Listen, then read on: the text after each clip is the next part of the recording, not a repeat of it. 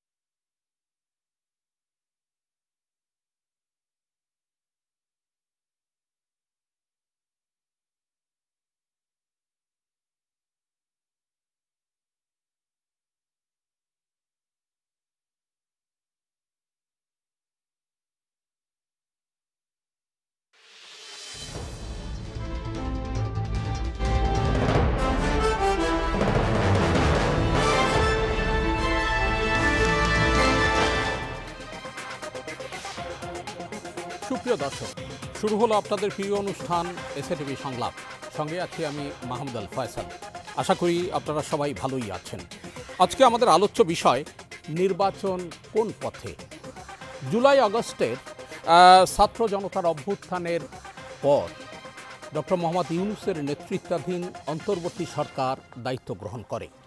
এই সরকারের ৩ মাসের মাথায় রাজনৈতিক দলগুলো নির্বাচনী রোডম্যাপ চায় এবং ৪ মাসের মাথায় এসে প্রধান উপদেষ্টা সুনির্দিষ্টভাবে না বললেও তিনি এক নির্বাচনের একটা দিনক্ষণের যে বিষয়টি, একটা সময়, দুটি সময়কে তিনি সুনির্দিষ্ট করে অবহিত করেন। একটা হলো চলতি ২০২৫ সালের শেষ দিকে অথবা ২০২৬ সালের প্রথম দিকে। এই যে সময়সীমা তিনি বলে দিলেন, রাজনৈতিক বিশ্লেষকরা এই বিষয়টি নিয়ে চুলচেরা বিশ্লেষণ করে যে কথাটি বলছেন সেটি হচ্ছে রোডম্যাপ চেয়েছে রাজনৈতিক দলগুলো, ম্যাপ পেয়েছে কিন্তু রোড পায়নি। এই রোড টু নির্বাচন কোন পথে, কোন প্রক্রিয়ায়, কিভাবে হবে, কখন হতে পারে, সেসব নিয়ে আমাদের দুজন বিজ্ঞ আলোচক রয়েছেন আমাদের সঙ্গে। তারা কি ভাবছেন শুনবো তাদের কথা। শুরুতেই তাদের সঙ্গে পরিচিত হই। আমার ঠিক ডানে রয়েছেন নাগরিক ঐক্যের সভাপতি মাহমুদুর রহমান মান্না, আর আমার বাম পাশে রয়েছেন বিএনপি চেয়ারপারসনের উপদেষ্টা জয়নুল আবেদিন ফারুক। আপনাদের দুজনকে আমাদের এই আয়োজনে স্বাগত জানাচ্ছি। জয়নুল আবেদিন ফারুক, আপনাকে দিয়েই আলোচনা শুরু করব। যে বিষয়টি সেটি হচ্ছে রোড টু ভোট। আপনার দলের মহাসচিব বলেছেন জুলাই আগস্টেই নির্বাচন হতে পারে, কিন্তু অন্তর্বর্তী সরকার তারা সংস্কারের এর মধ্যে 4টা কমিটি তাদের প্রস্তাবনা উপস্থাপন করেছে। এই সংস্কারের আলোকে প্রধান উপদেষ্টা যে বিষয়টি বলেছেন যে চলতি বছরের শেষ দিকে অথবা আগামী বছরের প্রথম দিকে, আর আপনারা চাইলেন জুলাই আগস্টেই সম্ভব। কি বলবেন আপনি রোড টু ভোট? ধন্যবাদ এসএটিভি। আর সবচেয়ে আমি শ্রদ্ধাভাজন আমার নেতা আমার সামনে আছেন। ম্যাপ আছে, রোড নাই। রোড তো অবশ্যই আসবে। রোড না হলে ইলেকশন ক্যাম্পে যাবো কেমনি? ইলেকশন ভোট দিতে ভোট কেন্দ্রে যাবো কি করে? ম্যাপ যখন ভোট কেন্দ্রের আছে, রোডও তৈরি করতে হবে। সে তৈরি করার পদ্ধতি কি হবে এ নিয়ে তো 6 মাস প্রায় শেষ। তো আমি ব্যক্তিগতভাবে একজন রাজনৈতিক কর্মী হিসাবে মনে করি ইন্টেরিয়াম গভর্নমেন্ট অর্থাৎ অন্তর্বর্তীকালীন সরকার যে হারে এখন কথাবার্তা শুরু করেছে, যেভাবে সরকারি চাকরি করে ইন্টেরিয়াম গভর্নমেন্টের থেকে যেভাবে একটা রাজনৈতিক দলকে সুনির্দিষ্ট করে নাম উল্লেখ করে কথা বলা শুরু করেছে, আমার একটু সন্দেহ যাচ্ছে। আমার মনে হয় যে না, আমার কিছু একটা ভূত এদের ঘাড়ে চাপিয়ে আছে। কে বলছে 111-এর ইঙ্গিত। আবার আমার নেতা মির্জা ফখরুল ইসলাম একজন আদর্শমান রাজনৈতিক নেতা, আমি অহংকার করে বলতে পারি।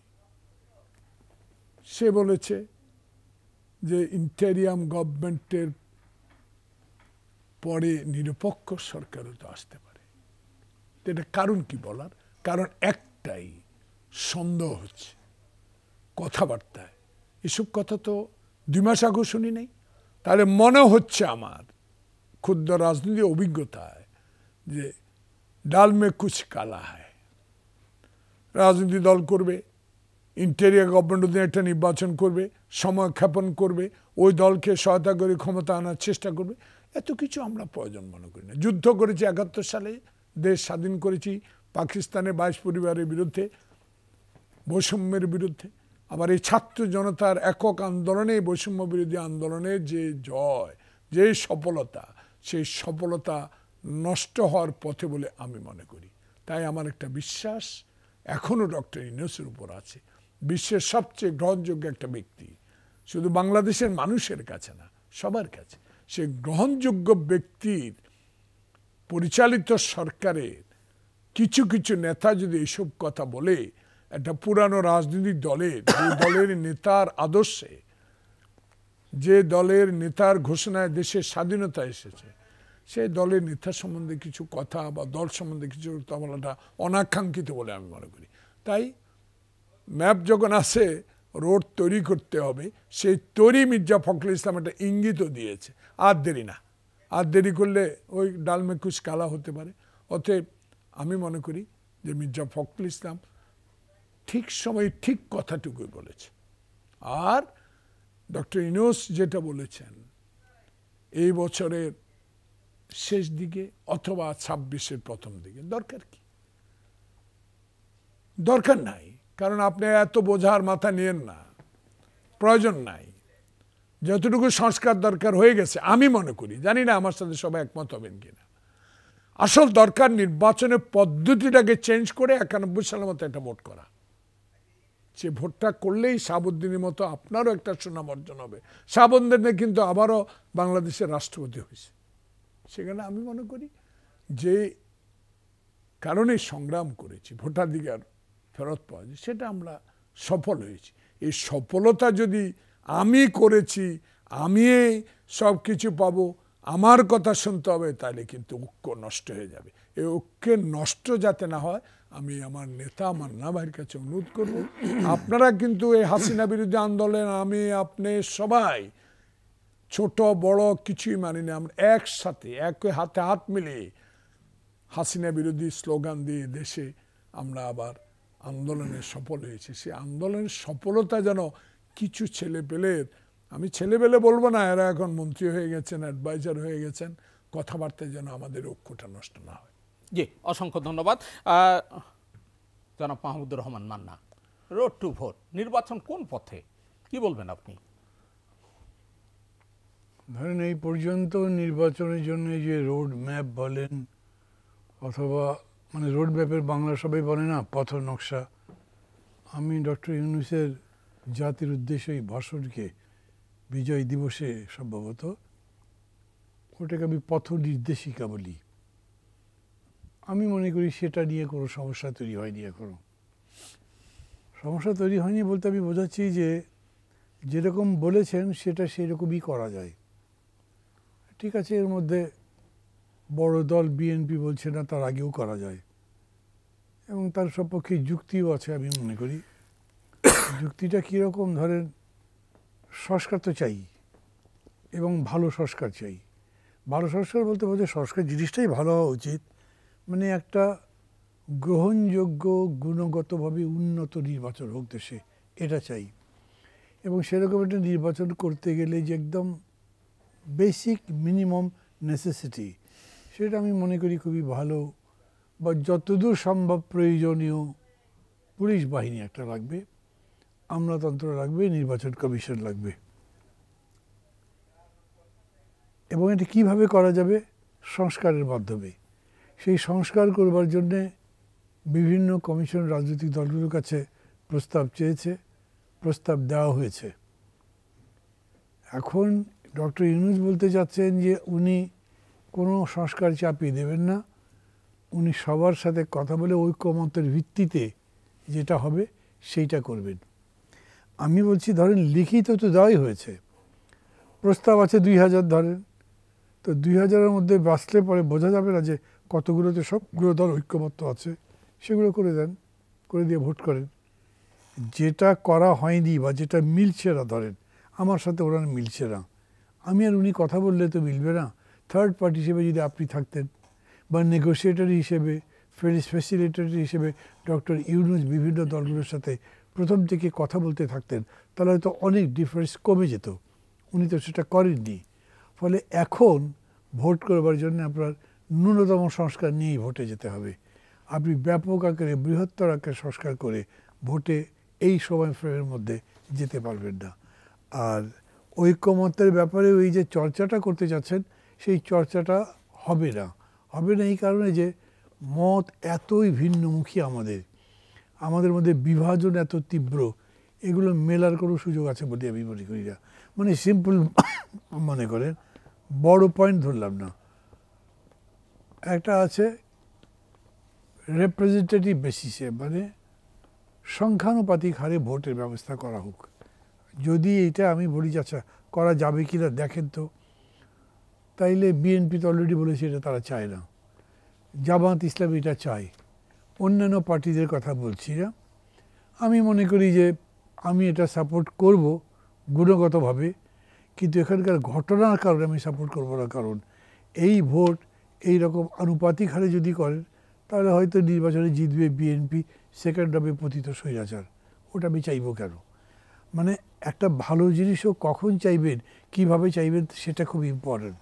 তো এই যে পার্থক্যটা হবে সেটা মেটাবে কে, এটাকে মিলাবে কে? এটা মেলানোর জায়গায় ডক্টর ইউনূস কোনো ভূমিকা রাখেন নাই। ফলে এগুলো আর মেলানোর কসরত করবার দরকার নাই। যা যা মিলে আছে তার ভিত্তিতে করে ইলেকশন করেন। আমি ইলেকশনের এই রাস্তার মধ্যে কোনো বাধা দেখছি না। আপনি যে প্রশ্নটা জনাব জয়নুল আবেদিন ফারুককে করলেন, এইটাও কতখানি গুরুত্বপূর্ণ আমি তাই জানি না। তবে এটাতে মানে যেমন ধরেন আমি খুবই বিস্মিত হয়েছি যে ওই মাননীয় উপদেষ্টা এরকম করে কথা বলতে পেরেছেন। ফখরুল ভাই যেটা বলেছেন সেই কথার মধ্যে খুবই লজিক আছে। আপনারা অন্তত 3 জন উপদেষ্টা আছেন, যার উপদেষ্টা থাকা অবস্থায় পার্টি করছেন, পার্টির কাজ করছেন। আপনাদের সহকারী উপদেষ্টা আছে আরও কয়েকটা, বোধহয় 6টা 10টা, আমি জানি না ঠিক।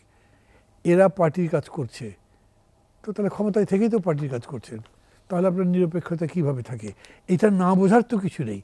এই কথা বললে পরে আপনি এত রুষ্ট হয়ে যাবেন, তার মধ্যে 111 আবিষ্কার করবেন, তার মধ্যে আবারও বাকশালীদের ফিরে আনার ষড়যন্ত্র উদ্ঘাটন করবেন, তার মধ্যে দুনিয়ার যত সমস্ত আছে ভারতের কাছে নথি স্বীকার করা বলবেন। এগুলো টু মাছ হয়ে গেল। এগুলোর পেছনে কোনো যুক্তি নাই। যুক্তি দিয়ে বলবেন যে এই কারণে এই বক্তব্য গ্রহণযোগ্য নয়, তা কিন্তু বলেনি। আপনি শুধু বক্তব্যের পাল্টা আরও কিছু বক্তব্য দিয়েছেন যেটা আরেকজনকে অপবাদ দেওয়ার মতো হয়েছে। এইটা একটা ওয়ারি হতে পারে যে এই রকম লোকজন সরকারে আছেন এবং পার্টি করছেন, এটাই কি চলবে? এটা যদি চলতে থাকে তাহলে আমি ভোট করব কেন? সরকারের থেকেই আপনি যদি ভোট করতে পারেন তাহলে এই সরকার এই সরকারে কোনো রাজনৈতিক দলের প্রতিনিধি নেব না, এই ভিত্তিতে আপনারা সরকার গড়লেন কেন? এখন করছে। আবার বলছেন যে না, যখন সরকার করেছিল তখন পার্টি করা হয়নি, এখন সরকারের কারণে এটা করতে হয়। তাহলে মানেন সরকার বা প্রশাসন বা গভর্নেন্স ইটসেলফ ইজ পলিটিক্যাল। তাহলে আপনি কেন পলিটিক্যাল অ্যাক্টিভিটি করলেন না? কেন রাজনীতি নিয়ে অন্যদের সাথে কথাবার্তা বললেন না? বা এখনও কেন বলছেন না? যদি এখনও বলতেন তাহলে হয়তো সমস্যার সমাধান করা আরও সহজ হতে পারত, আমার এরকম মনে হয়। তো ওই কারণে আমি মনে করি, দেখেন, ষড়যন্ত্র ইত্যাদি যত যাই থাকুক, বাংলাদেশের কাছে তো ইলেকশনের কোনো বিকল্প নেই। যদি নির্বাচন না হয় তাহলে বাসল্য আসতে হবে দেশে। সেটা কি আমরা কেউ চাই? কেউই যদি না চাই তাহলে ইলেকশনে দেশ যাবে, আমি এরকম মনে করি। এবং সেইটা কি ফখরুল ভাই যেরকম বলেছে জুলাই আগস্টে হবে, নাকি ডিসেম্বরে হবে, নাকি জুলাই পরের বছরে জুলাই হবে, এটা আমরা আলোচনা করে নিষ্পত্তি করতে পারবো। এবং স্টেক হোল্ডার তো এই ক্ষেত্রে রাজনৈতিক দলগুলোই। অবশ্যই সেইখানে ধরেন রাজনৈতিক দল হিসেবে বিএনপি বড় দল। বিএনপির কথাকে সরকার গুরুত্ব দিয়েছে অতীতে। বিএনপি যেগুলো বিষয়ে মতামত দিয়েছে, না বিরোধিতা করেছে, সেগুলো সরকার করেনি। এখনও যদি বিএনপি কথা সেরকম করে বলে তাহলে সরকার শুনবে না বললে তো হবে না। কেন? সরকারের তো কোনো পার্টি নেই। এখন পর্যন্ত সরকারের পেছনে হাজার হাজার লোক মিছিল করবার মতো নাই, মিটিং করবার মতো নাই, তার আদর্শ প্রচার করবার মতো নাই। রাজনৈতিক দলগুলো যদি তার সাথে না থাকে তাহলে সরকারটা চলবে কীভাবে? সরকার এখানেও ভুল করছেন। এবং যারা যারা তাদের অভিজ্ঞতার অভাবের কারণে হোক, বয়সের অভিজ্ঞতা মানে বয়সের কারণে হোক, হয়তো এক্সেস বলছেন। কিন্তু আমি মনে করি এগুলো কথা ধরে থাকার মতো বিষয় না। শুধু এইটুকু বলাই যথেষ্ট যে এগুলো ভুল কথা বলা হচ্ছে, ঠিকটা বলো। যদি দেশের ভালো চাও তাহলে সবাই মিলে ভালো কথা বলি, ভালো আচরণ করি এবং ভালো কাজটা করবার চেষ্টা করি। এটাই আমাদের জন্য কল্যাণ, অন্য কিছু নাই। অসংখ্য ধন্যবাদ। আবার ফিরবো আপনার কাছে জয়নাল আবদিন ফারুক। আপনি যদি একটু বলেন, মান্না ভাই যে বিষয়টির উপর আলোকপাত করলেন, সরকারের থেকে দল গঠন এবং সেই দলের নির্বাচনে অংশগ্রহণ, তো সরকারের বাইরে চলে আসবার যে কথাটি তিনি বললেন, এর বেইজেই কি আপনার দলের মহাসচিব সেই নিরপেক্ষতা নিয়ে প্রশ্ন তুলছেন? দেখেন, সংখ্যানুপাত আনুপাতিক আমি এসব বুঝি টুঝি না। আমি বুঝি মান্না সরকারি প্রাথমিক বিদ্যালয় আমার একটা ভোট কেন্দ্র, নির্বাচন কমিশন কর্তৃক নিবন্ধিত, ওইখানে ভোট হবে। আমার ওই এলাকাটা ওইখানে যা ভোট দিবে, সেখানে ভোটার সংখ্যা 300 হোক, 900 হোক, 700 হোক, আমরা 3 জন, মান্না বা আমি, ফয়সল বা 3 জন দাঁড়াইলাম।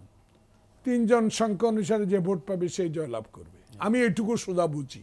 যেহেতু আমি একজন রাজনৈতিক কর্মী, মান্না ভাইয়ের সাথে রাজনীতি করে আসছি, ছাত্র রাজনীতি 62 দেখছি, 69 দেখছি, 70 দেখছি, 11 দিনের নির্বাচন দেখছি, 71 যুদ্ধ দেখছি, সব কিছু দেখার আমার সৌভাগ্য হয়েছে। এবং একজন আমি হোল টাইম রাজনৈতিক কর্মী, শিখছি ওনাদের থেকে। আমার রব ভাই এখনো বেঁচে আছে, রব ভাই যে কলেজে, বিবিএ কলেজে জিএস আমি, অর্থাৎ আমার নেতারা সবাই 2-1 ছাড়া, নুর আলম সিদ্দিকী, মাখন ছাড়া সবাই বেঁচে আছে। কিন্তু আমার কথা একটা সরাসরি, এই আন্দোলনটা কেন, এই রক্তপাতটা কেন? যারা আমরা মান্না ভাইরা, নাগরিক ঐক্যরা আন্দোলন করেছি, মামলা খেয়েছি, এই যে মির্জা ফখরুল যখন জেলে যেত, মান্না ভাইরা আমরা টকশোতে যেতাম, বা আমরা যখন জেলে যেতাম মান্নারা প্রতিবাদ সভা করতো, মান্না ভাই আমারও অনেক সভায়, আমার প্রতিবাদ সভায় প্রধান অতিথি হিসেবে বক্তব্য দিচ্ছে। এগুলো কেন করেছি? হাসিনার পতনের জন্য তো। এটা তো আমি জয়নাল আবদিন ফারুককে বা তারেক রহমানকে প্রধানমন্ত্রী করার জন্য না। দেখুন, সেখানে আমি মনে করি এই ঐক্যটা, যেভাবে আমরা বিগত স্বৈরাচার বিরোধী আন্দোলনে ঐক্যগুলো করেছি, সে ঐক্যের মধ্যেই এখন প্রস্ফুটিত হয়ে উঠেছে তারেক রহমানের কয়েকটা বক্তব্যে। দেখুন, আজকে আমি ইউটিউবে, মান্না ভাই আমার খুব লজ্জা লাগছে, একজন সাংবাদিক কতগুলো কথা বলেছে, আমি নাম উল্লেখ করব না। আমি একজন রাজনৈতিক কর্মী, সে বয়স তো কম হয় নাই। আমি খুব দুঃখ পেয়েছি, কারণ এয়ারপোর্ট থেকে আমার বাসা 12 মিনিটের পথ, আমি 3 ঘন্টা 17 মিনিটে আসছি আমার বাসায়। ট্রাফিক পরিস্থিতি এত ভয়াবহ। তাহলে এই ভয়াবহতা কাটাবার আগে, অসম্মান হওয়ার আগে, দেশে যে একটা নির্বাচনী ম্যাপ, নির্বাচনী রোড ম্যাপ দেওয়া দরকার, সেটা ওনার কথা হোক, এটা তো ঐক্যমতের ভিত্তিতেই করা উচিত আমি মনে করি। সে ঐক্যমতটা নষ্ট করার জন্য নতুন দল, এনএসআই, ডিজিডিএফআই, সরকারি দিয়ে আবার দল করে, দেখুন 134 জনের লিস্ট আমি আপনাকে এখন দেখাতে পারবো। সরকারি কর্মকর্তা, নাগরিক নামে কি একটা নাগরিক কমিটি, নাগরিক কমিটির সদস্য, এবং আপনার কথায় 3 জন উপদেষ্টা গান একটা দলের সদস্য রাজনীতি বক্তব্য দিচ্ছে। তো এতে কি এটা ইন্টেরিয়াম গভর্নমেন্ট রইল? রাজনীতি করেন, ছেড়ে দিয়ে আসে, রাজনীতি করেন, দল করতে কোনো আপত্তি নেই, কিন্তু এই কথা কেন বলবেন? আওয়ামী লীগকে পুনর্বাসন করতে চায়, 111-এর ইঙ্গিত, এসব কথা তো ব্যথা পাই। কারণ আপনারা তো জুলাই আগস্ট আন্দোলন, আমরা তো আন্দোলন শুরু করেছি হাসিনা বিরোধী আন্দোলন 16 বছর আগ থেকে। সে কথাগুলো বলতে গেলে আমাদের মধ্যে একটা তিক্ততার সৃষ্টি হইতে পারে, আমরা চাই না এমন তিক্ততার সৃষ্টি হোক আমার আর মান্নার মধ্যে, এই নাগরিক ঐক্যের মধ্যে যে আমাদের একটা সম্পর্ক, সুসম্পর্ক, আমরা একটা জোট, সেটা যেন নষ্ট না হয়। সেখানে আমি কথাগুলো স্পষ্ট এইভাবে বলতে চাই, দেরি আর দরকার নেই। আর যদি দল করেন, দল করে ফেলেন, আপত্তি নেই। আজকে করবো, কালকে করবো, ফেব্রুয়ারিতে করবো, মার্চে করবো, এপ্রিলে করবো, এত কথা দরকার নেই, স্পষ্ট। কিন্তু এত সহজ না।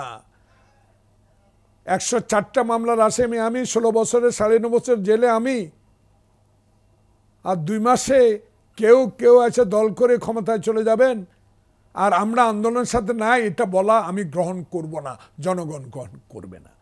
তাই কথাবার্তা আমার দল আমার নেতা সম্বন্ধে বলতে খুব সতর্কতা অবলম্বন করে বলা উচিত।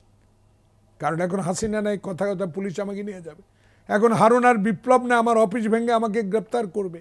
সে কারণে আমি আজকে ফয়সল ভাই, মান্না ভাইয়ের সামনে জোর গলা বলতে চাই, দু একটা দ্বিমত আমাদের থাকতে পারে, দলীয়ভাবে দ্বিমত থাকতে পারে, কিন্তু বাংলাদেশে শেখ হাসিনার বিরুদ্ধে যে ব্যক্তিটি জোরে সোরে কথা বলে যুক্তি তর্ক দিয়ে বুঝাতেছে, Hasina this country not for you, তোমার বাবা যেরকম নষ্ট করে চলে গেছে, তুমি বাকিটুকু তোমার বাবার ইজ্জত যতটুকু ছিল মরার আগ পর্যন্ত, তুমি আবার ওনার মরার পর ক্ষমতা এসে তোমার বাবার বাকি ইজ্জতটুকু তুমি শেষ করে দিয়েছ। সেখানে আমি মনে করি এই সরকার, ডক্টর ইউনূস তো আমি বলেছি বিশ্বের দরবারে গ্রহণযোগ্য ব্যক্তি, আপনার আশেপাশের লোকগুলাকে কথাবার্তা একটু ভালো করে বলতে বলেন। সম্মান আমাদেরও আছে, ওনাদের তো অবশ্যই সম্মান আছে। সম্মান না থাকলে কি বাংলাদেশের পতাকাবাহী গাড়িতে চড়ে আপনার সরকারের গাড়িগুলা ব্যবহার করে এইসব কথা কি বলতে পারতেন? যদি ওনাদের দেশের প্রতি অনুগত্যতা না থাকতো। অবদান অবশ্যই আছে, আমি অস্বীকার করব না, কিন্তু শুধু ছাত্র না, জনতারও অবদান আছে। সেখানে আপনি দেখেন, দু একটা ছবি আমি দেখাতে পারি আপনাকে। কোনো ঘরের মানুষ ছিল না মান্না ভাই, প্রাইমারি স্কুলে যে ছেলে একটা স্লোগান দিতে পারতো, হাসিনা তোমাকে আর চাই না, কথা বলতে পারে, তারও রাস্তায় বেরিয়ে পড়েছে। আমার ছোট মেয়ে প্রেমা, তার ছোট্ট একটা বাচ্চা নিকুঞ্জে থাকে, মিছিল, হাজার হাজার মানুষ বেড়ে গেছে, বাচ্চারা পানি নিয়ে এই নিয়ে। তাহলে এই সম্মানটুকু যে আপনাদেরকে দিয়েছে, কিন্তু আজকের যে বক্তব্য, আজকের যে কথা, এই কথাগুলো মনে বড় ব্যথা পাই। সেখানে ফয়সল ভাই, সিটিভির দর্শক শ্রোতা যদি আমার কথায় কোনো অনুরাগ হয়ে থাকেন, কষ্ট পেয়ে থাকেন, ক্ষমা করবেন, কারণ আমি একজন স্বাধীনতা যোদ্ধা। আমি দেশের জন্য যুদ্ধ করেছি, এই দেশে গণতান্ত্রিক আন্দোলনে আমি প্রত্যেকটা অংশগ্রহণ করেছি। আমি হারুন কর্তৃক নির্যাতিত হয়েছি, আমি 5 বার পার্লামেন্টে যাওয়ার সৌভাগ্য হয়েছে। সেখানে আমি মনে করি যে চাকরি করলে চাকরি করেন, না সরকারে ছেড়ে দিয়া পলিটিক্স করেন, কিন্তু এভাবে ভিতরে থাকবেন বাইরেও থাকবেন, এক হাত ভিতরে থাকবে আর এক হাত বাইরে থাকবে, আমাদের সমালোচনা করবেন, এটা কিন্তু জনগণ গ্রহণ করবে না। এমন এক সময় এসে যাবে তখন এসব নিয়ে একটা বিবাদ বাজবে। নির্বাচনটা দেরি করার একটা পরিকল্পনা কিনা এটাও মানুষ এখন বলা শুরু করেছে। অসংখ্য ধন্যবাদ। আবার ফিরব, নির্বাচন দেরি করবার কোনো পরিকল্পনা কিনা, এই যে বিএনপি মহাসচিবের বক্তব্যের তাৎক্ষণিকভাবেই প্রতিক্রিয়ার যে বিষয়টি, এবং মান্না ভাই আপনি যেটা বললেন সেটা হয়েছে 3 জন উপদেষ্টা এবং তাদের আরও কয়েকজন, বেশ কজন অনুসারী সহ ক্ষমতায় থেকে দলে থাকা, কিংবা জয়নাল আবদিন ফারুক সাহেব যে বিষয়টি বললেন যে 134 জন সরকারি কর্মকর্তা, এটা তো আবার সেই পুরনো 74-এর কথাকে মনে করিয়ে দেয়। কি বলবেন আপনি? অবশ্যই কি বলবেন? না অবশ্যই, এটা তো মখা আলমগীরের কথা মান্না ভাই মনে করিয়ে দেয়। এই সরকারি কর্মকর্তাদেরকে রাজনীতিতে অন্তর্ভুক্ত করেছে মখা আলমগীর। সেদিন যদি মখা আলমগীর এইসব জনতার মঞ্চ না করতো, মান্না ভাই আপনার বহু অভিজ্ঞ ব্যক্তি, কোনোদিনও সরকারি কর্মচারী শুনেছেন পাকিস্তান আমলে, আপনার বিবি আমলে, আমাদের জিএস আমলে আমরা তো দেখি নাই কোনো সরকারি কর্মকর্তা, কোনো এডিসি, কোনো ওসি, কোনো এসডিও যে রাজনীতির কথা বলেছে? নিঃসন্দেহে খুবই খারাপ একটা বিষয় তো। এবং এই জন্যই ধর আমি যে বললাম, এখন হ্যাঁ খুব রাগ করতে পারি, রাগ করে কথা বলতে পারি, কিন্তু এটা সলিউশন মনে করছি না বলে বলছি। প্রথম কথা হচ্ছে যে আমি ধরেন এই অল্প সময়ের মধ্যে আজকেই যখন থেকে তার বক্তব্যটা মার্কেটে আসছে, যাদের যাতে কথা হচ্ছে সবাই বলেছি এগুলো কি। এমনিতেই এই যে জেন জি নিয়ে এত হুলস্থুল হয়ে যায় না সারা বিশ্বব্যাপী, জেন জি সম্পর্কে ওই যে ওরা তো করে কি আমেরিকা, ইউরোপ এক একটা জেনারেশনের ক্যারেক্টার স্টাডি করে, গত 15 বছরের তুলনায় এবছরে এই 20 বছরের জেনারেশনের ক্যারেক্টার কি। তারা জেড জি বা জেড জেডকে বলছে এরা খুবই অধৈর্য, খুব রাগী, কাউকে সম্মান করতে চায় না এবং যার তার সাথে অভদ্র আচরণ করে। আমি এই কথা বলার সঙ্গে সঙ্গে এটা বলছি, আমি কিন্তু ডকুমেন্ট পড়ে বলছি না, আমি শুনে বলছি, কিন্তু যিনি বলেছেন তাকে আমি মনে করি যে উনি না জেনে বলেনি, আর তাছাড়া তার কোনো রাজনৈতিক মোটিভ নাই। সরকারের মধ্যে সবাই যে এই গেমের মধ্যে আছেন তা আমার মনে হয় না। যেমন আমি খুবই স্পষ্ট বলি, আমি জানি যে এই স্টেকে আমি একটা দলের প্রেসিডেন্ট, আমার বলা হয়তো উচিত হয়, কিন্তু আমি কয়েক জায়গায় এটা বলেছি, ডক্টর ইউনূসের ভবিষ্যতে আরও ক্ষমতায় থাকার খায়েশ আছে, এখন পর্যন্ত আমার এরকম মনে হয়নি। উপদেষ্টা পরিষদের অনেক সদস্য আছেন যারা ক্ষমতায় থাকতে চান বলে প্যাচ করছেন, এরকম আমার মনে হয়নি। কিন্তু ডক্টর ইউনূস এই যে বললেন ছাত্রদের দেখিয়ে, এরাই হচ্ছে আমার নিয়োগকর্তা, তাকে যে প্রধান উপদেষ্টা করা হয়েছে। রিয়েলিটি কি, ডক্টর ইউনূস তো কোনো আন্দোলনের মধ্যে ছিলেন না, আন্দোলন করেছে জনগণ। একেবারে শেষ দিকে এসে সেই আন্দোলনের পতাকা ওই ছাত্ররা হাতে তুলে নিয়েছে, এবং সেইটুকু ক্রেডিট আমরা তাদেরকে দিচ্ছি। কিন্তু এর মানে যদি এই হয় যে এই পতাকাটা যে তুললাম, এই পতাকা সবই আমার কিছু নেই, এরকম তো নয়। তাদের ওই জিনিসটা বোঝা দরকার যে সবাই মিলেই আন্দোলনটা করেছি, 15 বছর ধরেই সেটা গড়ে উঠেছে। ওই পানি বাষ্প হয় 98 ডিগ্রির পর থেকে, তো 99 কিন্তু 98-এর আগে পর্যন্ত যে টেম্পারেচার দাঁড়ো সেটা কোনো দাম নেই। তারা এরকম করে ভেবে যদি কথাবার্তাগুলো বলেন, এগুলো কোনোটাই কাজে লাগবে না। এবং তারা চাইলেও আমি মনে করিনি যে এরকম করে দল গঠন করতে পারবে। মানুষের চেতনার মান যেখানে গেছে না, যারা এই আন্দোলনটা এমনকি নেতৃত্ব দিয়েছেন তাদেরও এটা সম্ভব, অনেকে ওই জিনিসটা বুঝতে পারছে না। ধরেন শেখ মুজিবুর রহমানকে আমরা বলি জাতির পিতা, ওই অনেক কিছু বলি তো, কিন্তু উনি তো বাংলাদেশের স্বাধীনতার কামী জনগণের যে আকাঙ্ক্ষাই বোঝেন নাই। যদি বুঝতেন তাহলে উনি পাকিস্তানিদের কাছে তো ধরা দিতেন না। ঠিক এই একই রকম এখনও এরা যারা বলছেন এগুলো, তারাও জনগণের স্পিরিটটা বুঝুক। তারা একটা পরিশীলিত রাজনীতি চায়, ভদ্রলোকের রাজনীতি চায়, গঠনমূলক রাজনীতি চায়, একটা দেশ চাই যে দেশে বাস করা যাবে, যেখানে অযথা কাদা ছোড়াছুড়ি থাকবে না, যেখানে খুন জখম রাহাজানি হবে, কোনো বিচার হবে না, দুর্বৃত্তায়ন থাকবে না, যে দুর্বৃত্তায়ন থাকবে না, দুর্বৃত্তায়ন থাকবে না, মানে যত খারাপ সব কিছুর বিরুদ্ধে লড়াই করে আমরা একটা দেশ গড়তে চাই। সেই রকম সময়ে আপনি এমন কিছু করতে পারেন না যেটা জনগণের ইচ্ছার বিরুদ্ধে। আমি একদম নিশ্চিতভাবে বলতে পারি তাদের এই কথাবার্তা, তাদের যে বিরাট সম্মানের জায়গা ছিল, এগুলো নষ্ট করে দেবে। আমি তাদেরকে সতর্ক করতে বলি, তারা আমাদের সন্তানের তুল্য। তারা এত বড় একটা অবদান রেখেছে, এই মাত্র 5 মাস আগের কথা, এখনও তারা অবদান রাখতে পারে দেশ গঠনে, কিন্তু সেটা গঠনমূলক কাজের মধ্যে গিয়ে করুক। দলও করতে পারে তারা, কিন্তু দলটাকে রাজনৈতিকভাবে করুক। দলটাকে মানে গায়ের জোর দেখানো, জেদ দেখানো, এইটার কোনো হাতিয়ার হতে পারবে না। এটা করে কেউ টেকে নাই। এত বড় নেতা শেখ মুজিব, উনি টেকেন নাই। শেখ হাসিনা টিকতে পারেননি। পৃথিবীব্যাপী এগুলো অনেক উদাহরণ আছে। এইরকম গাজরি করে, অযথা তর্ক করে, ভুল তথ্য দিয়ে, মিথ্যা কথা বলে রাজনীতি করে জেতা যায় না। আপনি যেটা বলবেন তার সপক্ষে মানুষ যদি না ভাবে তাহলে তো হয় না। মানুষ ভাবে, মানুষ ভাববার পরে যদি মনে করে না এই কথা ঠিক নয়, দেন ইউ আর লস্ট। এইখানে আমি বিষয়টা তাই বলবো, মির্জা ফখরুলের বক্তৃতায় কোনোভাবে কোনো 111-এর টাচ নাই। বিএনপি কেন 111 চাইবে বলেন তো? কে না বোঝে? ইলেকশন যদি হয়, এখন পর্যন্ত আমি বিএনপির পক্ষে ক্যানভাস করছি না, চাইলে আমি প্রধানমন্ত্রী হতে চাই, কিন্তু সেটা তো কথা নয়। কথা হচ্ছে বাস্তব রিয়েলিটি কি। গ্রাউন্ড রিয়েলিটি হচ্ছে বিএনপি অনেক বড় পার্টি, 3 বার ক্ষমতায় ছিল। এখন তাদের 10টা লিমিটেশন আছে হয়তো, কিন্তু তারপরে এই যে লাগাতার 15 বছর ধরে যে লড়াইটা তারা করেছে, যে স্যাক্রিফাইস তারা করেছে, তাদের নেত্রী বেগম জিয়া বা তাদের নেতা তারেক রহমান যে কষ্টটা সয়েছেন, মানুষ ওগুলোকে মূল্য দেয়। এদের এই স্ট্রাগল বা এই স্যাক্রিফাইস অনেক বড় কাজ করেছে, কিন্তু সেটা তো 20 দিনের সংগ্রাম। তার আগের কোটার আন্দোলন যেটা ছিল, সেটা তো সরকারের বিরুদ্ধে আন্দোলন ছিল না, সেটা রাজনৈতিক আন্দোলন ছিল না। কিন্তু আমরা যেটা করেছি, ডাইরেক্টলি রাজনৈতিক আন্দোলন করেছি, এবং সেটা করতে গিয়ে সব ধরনের নিগ্রহ ভোগ করেছি। আমাদেরকে ছোট করলে সবাই ছোট হয়ে যাবে। যারা এরকম করছে বয়স কমের কারণে, আমি তাদের কাছে শুধু এইটা অনুরোধ করব, এই পথটা পরিহার করো।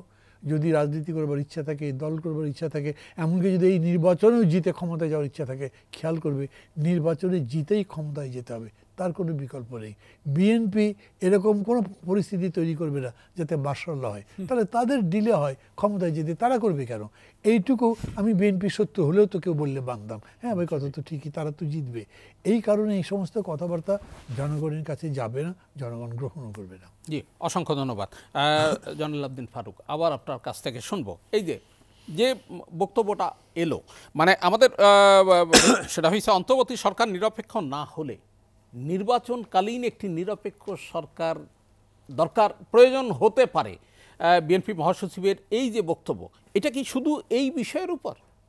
আর এই ঘটনা যে বিতর্ক সৃষ্টি হলো, আপনি বলছিলেন যে এখানে নির্বাচন বিলম্বিত করবার একটা চেষ্টা, এর পক্ষে যুক্তি কি আপনার? যুক্তি তো অনেক কিছুই দিতে পারে। এমন দেখেন মান্না ভাই কতগুলো যুক্তি দিয়েছে, আমার খুব ভালো লেগেছে। ভালো লাগার কথা, যে কথাগুলো ভালো সেই কথাগুলোকে সমর্থন করা আমার দায়িত্ব, এবং ওনার ভালো কথাগুলো আরো প্রচার করাও আমার দায়িত্ব, যদি আমি রাজনৈতিক কর্মী হয়ে থাকি। আজকে বা কালকে বা পরশু দেখলাম একটা কমেন্ট সোশ্যাল মিডিয়ায়, ফেসবুকে, সংসার আগে নির্বাচন পরে। মানে আসলে লিখবে সংস্কার আগে নির্বাচন বলতে পারে। তাহলে আমি মনে করি ওই লোকটা সংস্কার লিখতে যায়, সংসার লিখে ফেলছে। তাহলে এখন মির্জা ফখরুল ইসলামের কি ইন্টারেস্ট? যে লোকটি আইয়ুব বিরোধী আন্দোলন থেকে, ছাত্র ইউনিয়ন থেকে শুরু করে একটা রাজনৈতিক ইতিহাস সৃষ্টিকারী নেতা, যার জীবনে কোনো দোষ আছে কিনা আমি জানি না, অন্তত সে এমন একটি দলের মহাসচিব, আমি বলবো না যে এটা গ্রহণযোগ্য দলের, নিষ্পেষিত দলের, নির্যাতিত নেতা কর্মীদের দলের একজন মহাসচিব, যে দলের ভারপ্রাপ্ত চেয়ারম্যান দেশের বাইরে, যে দলের চেয়ারম্যানকে বিনা কারণে তার জীবন থেকে 5টি বছর শেখ হাসিনা শেষ করে দিয়েছে, যে মহিলাটির জন্য 18 বার তার পরিবার থেকে মুক্তির জন্য আবেদন করে প্রত্যাখ্যান করা হয়েছে, রাজনৈতিক প্রতিহিংসা পরায়ণ হয়ে তাকে একটা অসত্য মিথ্যা মামলায় তাকে সাজা দেওয়া হয়েছে, এবং সে সাজার নির্দেশপ্রাপ্ত হইয়া জজ সাহেব করেছে শেখ হাসিনার টেলিফোনের পরে। তাহলে এই রাজনীতি প্রতিহিংসার পরেও এই যে দল, বেগম জি এখন আল্লাহ রহমতে লন্ডন, ইনশাল্লাহ ভালোই আসবে, আর শেখ হাসিনা কোথায় বলার দরকার নেই। সেখানে আমি মনে করি মির্জা ফখরুলের এই ইঙ্গিতটা যথাসময়ে, এবং এই কথাটা এখনই বলার সময়, এখনই তার মুখ দিয়ে কথাটা বেরিয়েছে। তার যুক্তি হলো একটা, 6 মাস তো হয়ে গেল, এখনো কি আবার ডিমের সিন্ডিকেট হবে? সামনে রোজা আসছে, আবার কি পেঁয়াজের সিন্ডিকেট হবে? সামনে রোজা আসছে, আবারও কি দ্রব্যমূল্যের ঊর্ধ্বগতি থাকবে? তাহলে তো মানুষ অন্য কথা বলা শুরু করবে। তাহলে আমাদের আন্দোলনের দায়িত্ব সফলের পর দায়িত্ব আপনাকে দেওয়া হয়েছে। বঙ্গভবনে আলোচনা, সকল দলের সাথে আলোচনা করেই তো মান্না ভাই দেওয়া হয়েছে। কাকে? ডক্টর ইউনূসকে। এবং সকল দল মিলেই তো তাকে সমর্থন দিয়ে যাচ্ছে, সহযোগিতার হাত বাড়িয়ে দিয়েছে। ছাত্রদের একটা কথা আমার ভালো লেগেছে, যে দেশে যেন আর ইমার্জেন্সি না আসে, সেনাবাহিনী যেন আবার না আসে, এই কথাগুলো তো ভালো লেগেছে। তাহলে ইন্টেরিয়াম গভর্নমেন্টকে আবার নানা রকম, আমি কুবুদ্ধি বলবো এটাকে, দিয়ে যদি একটু নির্বাচনকে বিলম্বিত করা হয়, তাহলে অন্যেরা সুযোগ নিতে পারে। সেখানে মির্জা ফখরুল ইসলাম আলমগীরের এই সময়ে এই কথা অত্যন্ত গুরুত্ব বহন করে, সঠিক সময়ে সঠিক কথা যেটি আপনি বললেন। আমাদের এই আলোচনা চলবে, একটা বিরতির পর এসে আবার আপনাদেরকে শুনবো। সুপ্রিয় দর্শক, এসএটিভি সংলাপে নিচ্ছি 2 মিনিটের বিরতি, আশা করি সঙ্গেই থাকবেন।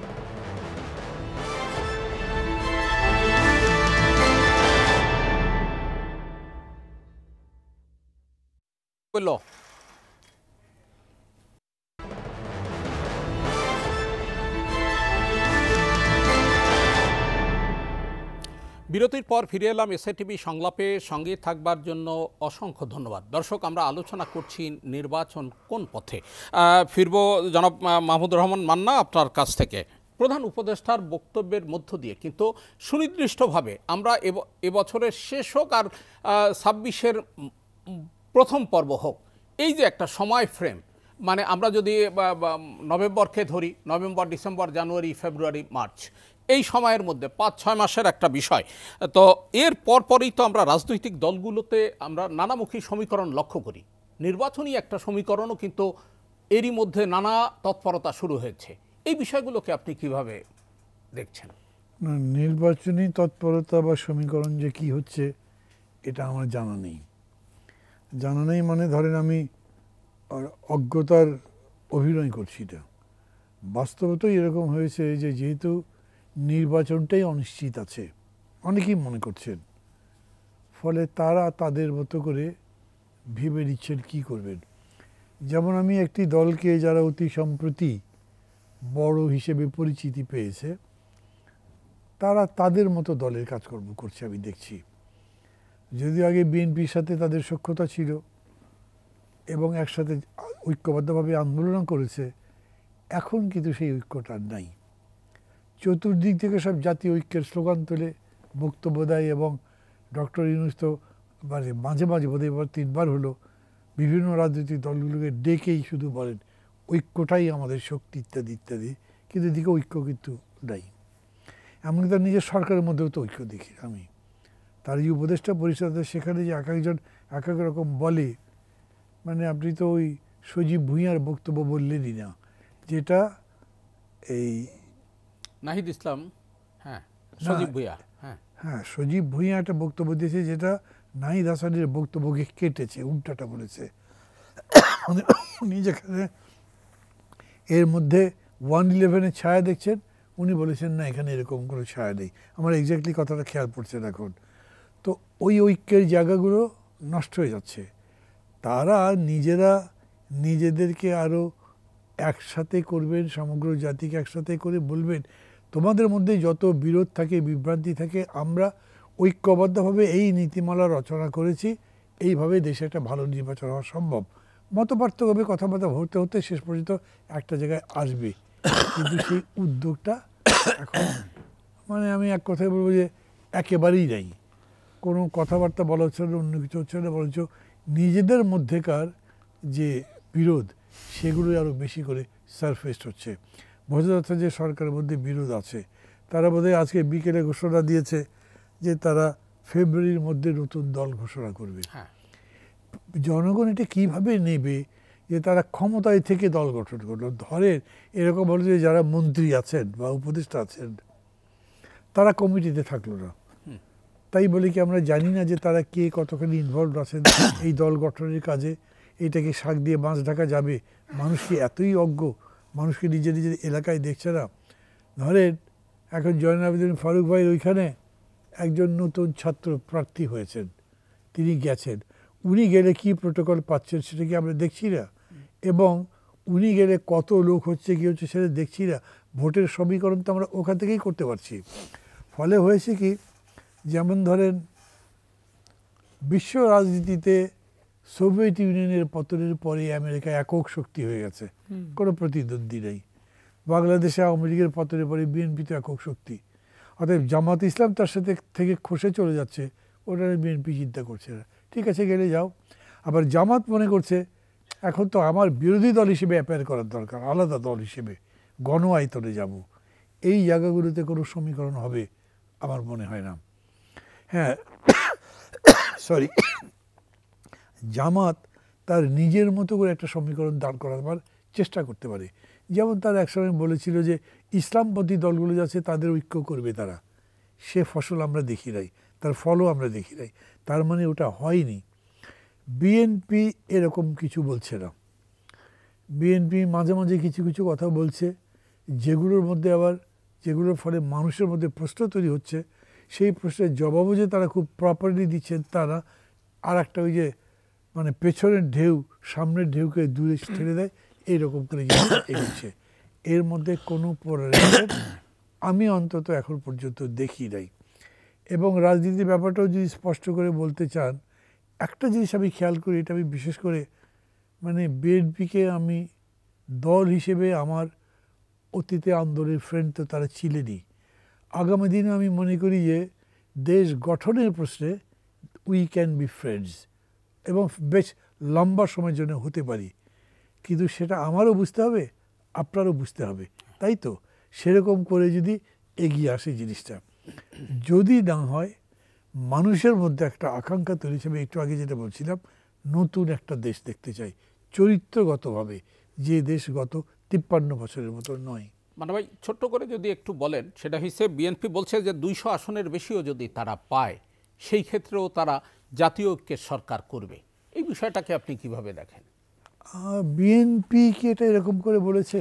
আমির খসরু মাহমুদ চৌধুরী নিজে একেবারে সবশেষ দুদিন আগেও এই একই কথা বলেছেন। বড় দলগুলোর এটা একটা সুবিধা আছে কি, ধরেন তাদের দল বড় বলে নেতাও বড়, বেশি কর্মী বেশি, অতএব 10 নেতা 10 জায়গায় 10 রকম বক্তৃতা করতে পারেন, এবং 10 জনের মধ্যে অন্তত 5 জন আলাদা আলাদা বক্তৃতা করলেও 5টাই দলের বক্তব্য বলে চালিয়ে দেওয়া যায়। এই বক্তব্য তাদের নেতা তারেক রহমান সাহেব দিয়েছিলেন, সেই জায়গা থেকে উনি এখনো সরেননি, ওটাই এখনো বলছেন, এবং এটারই প্রতিধ্বনি তার নেতাদের মধ্যে আমি দেখতে পাচ্ছি। কিন্তু আমি এটাও বলবো যে এইটা তার নিজস্ব ক্যাম্পে একটা বড় সাড়া এখনো তৈরি করেনি। বড় সাড়া তৈরি করেনি বলতে আমি বোঝাচ্ছি যে এর ভিত্তিতে অন্যরাও যে ভাবছে, কথাবার্তা বলছে, নিজেদের মধ্যে বলছে, এরকম না। বরঞ্চ বিএনপি বলেছে, বাকিরা যারা আছে তারা করছে। অনেকে মনে করছে যে এখনো হয়তো দেখার অনেক কিছু বাকি আছে। জি, আপনি একটি রাজনৈতিক দলের নাম বলেননি, কিন্তু বিএনপির সঙ্গে আন্দোলনে ছিল জামাত ইসলাম। তার যে সেক্রেটারি জেনারেল মিয়া গোলাম পরোয়ার, তিনি স্পষ্টভাবে এই দুদিন আগেও বলেছেন 300 আসনে জামাত প্রার্থী দেবে। আমি তো বললাম কেন, মানে আগে জামাতের সামনে বিএনপি ছিল, আওয়ামী লীগও ছিল, জামাত দুটোকে একসাথে ফাইট করার কথা ভাবে নাই। সে আওয়ামী লীগের বিরুদ্ধে ফাইট করবে, বিএনপির সঙ্গে থাকবে। কিন্তু যখন সামনে শুধু বিএনপি, আওয়ামী লীগ নাই, শুধু বিএনপি, তখন তার মনে হচ্ছে তার সাথে আমার সহযোগিতা করার দরকার নেই, আমি আলাদা করে দাঁড়াই। সেটাই তারা করছেন এখন। এই যে ধরেন 300 আসনে সিট দেবেন, এই বক্তব্য থেকে তো তাই বোঝা গেল। এটা তাদের দল আলাদা, নিজস্ব দল, তাদের তো সিদ্ধান্ত নেবার ক্ষমতা আছে, অধিকার আছে, তারা নিয়েছেন।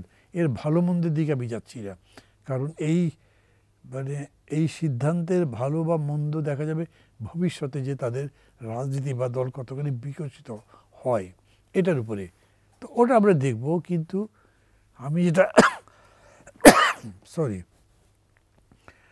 যেটা বলতে চাচ্ছি সেটা হচ্ছে যে জনগণের মধ্যে যে আকাঙ্ক্ষাটা তৈরি হয়েছে, খেয়াল করবেন, ওই নতুন যারা দল করতে চাইছে তারা মনে করছে তাদের চিন্তা ভাবনা, তাদের রাজনীতিকে জনগণের মধ্যে নিয়ে যেতে তাদের সময় বেশি দরকার আরও। এই জন্য তারা নির্বাচনটা পরে চাইতেই পারে। তাদের বিভিন্ন সময় কথাবার্তা কিন্তু এটা মনে হয়েছে, এবং সরকারের পক্ষ থেকে এই ব্যাপারে স্পষ্টাস্পষ্টি কিছু বলা হয়নি। পরের দিকে যখন বলা হলো তখনও এরা এটা মানছে না। সরকার সেই ব্যাপারেও পয়েন্ট ব্ল্যাঙ্ক একটা কথা বলেছে না, আমি বলেছি এর মধ্যেই ঘোষণা হবেই। ডক্টর ইউনূস এমনিতেই তো কথা কম বলেন, রেটরিক্স যেগুলো বলে এগুলো করেনই না, অলংকার দিয়ে সাজিয়ে টাজিয়ে বক্তৃতা করেন না। উনি একবার যেটা বলেছেন মনে করেন এটাই, তার লোকজনও তাই বলছে। তো ওই পরিস্থিতিটা হয়তো থাকবে, আর সবাই দেখবে দেখি না কি করে। এই যে একটা প্রোক্লামেশনের কথা হয়েছে, এটা কতদূর যায়। প্রোক্লামেশনের ব্যাপারটাও একটা মজা, যে 5 মাস পরে প্রোক্লামেশন, আমার কাছে এটাও একটা বিস্ময়কর জিনিস মনে হয়। প্রোক্লামেশন কি হয়, ধরেন আপনি আগামীকাল এইখানে এই সময় একটা নতুন ধরনের অনুষ্ঠান করবেন, সেটা বলবেন, কিন্তু ওই অনুষ্ঠানের সময় পার হয়ে গেলে আপনি বলবেন দেখি। এইখানেও তো এরকম হয়েছে যে সময়টা পার হয়ে গেছে এবং অনেক কথা এটার উপর বলা হয়েছে, নতুন কিছু বলতে পারবেন না। কিন্তু তাদের প্রস্তাবনায় আছে তারা কি কি চায়, সেগুলো একটা নতুন রাজনীতি বিল্ড করার জন্যে বলা হচ্ছে বলে মনে হয়। তার তারা সুনির্দিষ্টভাবে একটি রাজনীতি চিন্তা করে সেটাকে গঠন করবার চেষ্টা করছে। সরকার তাকে সমর্থন দিতে পারে, এই সজাগতা, এই সতর্কতা বিএনপির মতো দলের থাকতেই পারে, বিকজ দে আর পাওয়ার বিডার। এটা বুঝতে হবে যে বিএনপির কাছেই রাষ্ট্র ক্ষমতার প্রশ্নটা অনেক বড়, তত বড় হয়তো আমার কাছে নয়, কারণ আমি রাষ্ট্র ক্ষমতার ওই শেয়ার তো পাবো না, তো আমি ভাববো কেন। অসংখ্য ধন্যবাদ আপনাকে। জয়নাল আবদিন ফারুক, বিএনপি পাওয়ার বিডার, তার তো এই সংশয় থাকবেই সরকারে থেকে নির্বাচনী, তারপরেও তো নিঃসন্দেহে আপনাদের একটা নির্বাচনী সমীকরণ আছে।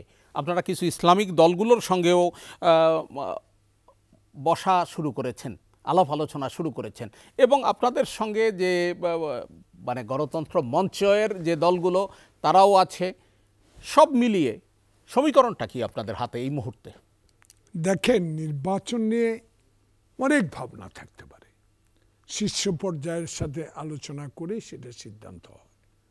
নেতা এখনো দেশের বাইরে, নেতা আসবে, কাউন্সিল হবে, নির্বাচনের তারিখ হবে, সিদ্ধান্ত হবে, কিন্তু আমার নেতা তারেক রহমান একটা কথা বারবার বলে যাচ্ছে যে যারা আমার সাথে বিগত 16 বছরে শেখ হাসিনার বিরুদ্ধে ছিলেন, আন্দোলন সংগ্রামী ছিলেন, প্রতিটা কাজে আমাদেরকে সহায়তা করেছেন, শক্তি জুগিয়েছেন, সহায়তা করেছেন, তাদেরকে নিয়ে আমি যত বড় দলে হই তাদেরকে নিয়ে আমি সরকার করব, তাদের নিয়ে আমি নির্বাচন করব। এটাই স্পষ্ট মনে হয়। সে কারণে কিছু কিছু লোক, মান্না ভাই কিছু ইঙ্গিত দিয়েছে আওয়ামী লীগকে পুনর্বাসন করার জন্য আমরা নাকি চেষ্টা করছি। আমি একটা কথা বলি, আওয়ামী লীগকে প্রথম পুনর্বাসন কে করেছে? জিয়াউর রহমান। বিনিময়ে তাকে শহীদ হতে হয়েছে, খেয়াল পড়ে আপনার। দ্বিতীয়ত আপনি দেখেন পুনর্বাসন করলেন জাতীয় পার্টি, বিনিময়ে বিলীন হয়ে যাচ্ছে, অনলি টু শেখ হাসিনার সাপোর্টে। আরেকটি দেখেন তৃতীয়বার পুনর্বাসন করছে জামাত, শীর্ষ পর্যায়ের নেতাদেরকে ফাঁসি দেওয়া হলো। চতুর্থতে দেখেন 111 সময় আওয়ামী লীগকে পুনর্বাসন করেছে, আওয়ামী লীগ এই সেনাবাহিনী 75 জন লোককে জীবন দিতে হয়েছে। এইটা এই যে এখন কেউ কেউ বলে সরাসরি মির্জা ফখরুলকে ইঙ্গিত করেও আমি বুঝতে পারি এইসব কথা বলতেছে যে আমরা নাকি আওয়ামী লীগকে নিষিদ্ধ চাই না, আওয়ামী লীগকে আমরা পুনর্বাসন করতে চাই। তাই এই কারণটা আমরা বলতে চাই যে না, তাহলে পঞ্চমবার বা ষষ্ঠবার যারা আমাদের উপর এই দোষটা চাপিয়ে দিতে চায়, কেউ কি সাহস করবে আওয়ামী লীগকে পুনর্বাসন করার জন্য? আওয়ামী লীগ তার নিজস্ব গতিতে, নিজস্ব কর্মপন্থা নিয়ে, কর্মসূচি নিয়ে যদি আওয়ামী লীগ জনগণের কাছে যেতে পারে, যেহেতু গণতান্ত্রিক দেশে তারেক রহমান ক্ষমতা যদি আল্লাহ পাক আনে, কোনো দলকে হাসিনার মতো নিষিদ্ধ করার কোনো মনোবৃত্তি তার নাই। সেখানে আমি মনে করি যে বাংলাদেশ জাতীয়তাবাদী দল, যেই দলের আদর্শ শহীদ জিয়া, যে দলের আদর্শ খালেদা জিয়া, সেই দলের ভবিষ্যৎ কর্মপন্থা এমনি হবে, শহীদ জিয়া যেভাবে দল গঠন করেছে, ঐক্যর মধ্য দিয়ে সকলকে নিয়ে এই দেশ গড়ব, এটাই আমাদের কামনা। জি, অসংখ্য ধন্যবাদ।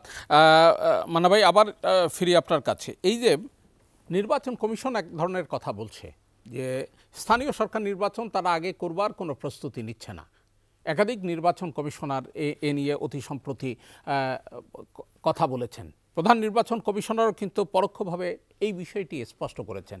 কিন্তু সংস্কার কমিশন, বদিউল আলম মজুমদারের নেতৃত্বে যে সংস্কার কমিশন হয়েছে, তারা কিন্তু স্থানীয় সরকার নির্বাচন আগে করবার সুপারিশ করেছে। হ্যাঁ, ভিন্ন ভিন্ন মতের প্রকাশ গণতান্ত্রিক পদ্ধতির অংশ। কাজেই তার কমিশন, তার নেতৃত্বে যেহেতু আছে, তার মত দ্বারা হয়তো প্রভাবিত হয়েছে, উনি এরকম মনে করেন। ইলেকশন কমিশন তা মনে করে না, হতেই পারে। আপনি কি মনে করেন কি হওয়া উচিত? আগে জাতীয় নির্বাচন পরে স্থানীয় সরকার, না আগে স্থানীয় সরকার পরে জাতীয় নির্বাচন? আমাদের কতগুলো তিক্ত অভিজ্ঞতা আছে, দেখেছি তো, দেখে দেখে শিখছি। এরশাদ সাহেব ক্ষমতা নিলেন, নেবার পরে উনি পার্টি করবেন, বোঝা গেল, ঘোষণা দিয়েছেন, কিন্তু পার্টি করতে তো লোক লাগবে, লোক পাচ্ছেন না। তিনি উপজেলা নির্বাচন দিলেন, বোঝা গেল এই উপজেলা নির্বাচনে ইনি তার লোকগুলো বাছাই করতে থাকবেন, তাদেরকে ফেভার করবেন, জিতিয়ে আনবেন, তাদের দিয়ে দল করবেন। এই গভর্নমেন্ট এরকম কোনো ঘোষণা দেয়নি যে তারা দল করবে, কিন্তু দলের মধ্যে থেকেই ঘোষণা, তার সরকারের মধ্যে থেকেই, হ্যাঁ, মধ্যে থেকে ঘোষণাটা হয়েছে। তারপরে তারা যদি বলে যে না আগে স্থানীয় সরকার করবো, আগে বিশ্ববিদ্যালয় করবো, তাদের আমি প্রশ্ন করতেই পারি কেন? সবার আগে জাতীয় নির্বাচনের জন্য 15 বছর ধরে লড়াই হলো, সেটাই আগে করবেন। ওইটা আগে করতে চাইছেন কেন? ওইটা তো মানা করছিল যে করা হবে না, করবো আমরা, কিন্তু ওইটা করব যে সেটা করবার জন্য আমার যে প্রস্তুতি নেওয়া দরকার সেটা তো নিতে হবে। তার আগে আপনি কেন ইলেকশন চাইছেন? তখন সংশয়টা হচ্ছে। এবং দ্বিতীয় বিষয় হলো যে এই ইলেকশন কমিশন যদি ধরেন স্থানীয় সরকার নির্বাচন সব উপজেলা নির্বাচন বলেন, এইটা তো রাজনৈতিক চরিত্র বোধহয় এখন থাকবে না, বলছে মার্কা টার্কা থাকবে না। সেটা বাদ দিলে ওই নির্বাচনটা জাতীয় নির্বাচনের প্রায় সমকক্ষ, বিশাল। যে পারবে কতখানি তাও তো জানি না। যে কারণে এই ধরনের একটা ভেঞ্চারে তাদের যাওয়ার দরকার নেই, ওইখানে কেউ আপনাকে সাহায্য করতে এগিয়ে আসছে না। কিন্তু জাতীয় নির্বাচনের সময় ডক্টর ইউনূস যখন বিএনপিকেও ডাকবেন যে আপনারা এই কাজগুলো করছেন, এরকম করবেন না, তারা কিন্তু নির্বাচনের স্বার্থে মনে করবে আমি যতদূর পারি অ্যাডজাস্ট করি। ওই সহযোগিতাটা সরকার অন্য নির্বাচনের ক্ষেত্রে পাবেন যে তা আমার মনে হয় না। হ্যাঁ, আমাদের এই আলোচনা চলবে, বিরতির পরে এসে আবার আপনাদেরকে শুনবো। সুপ্রিয় দর্শক, এসএটিভি সংলাপে নিচ্ছি দ্বিতীয় বিরতি এবং এটি যথারীতি 2 মিনিটের। আশা করি সঙ্গেই থাকবেন।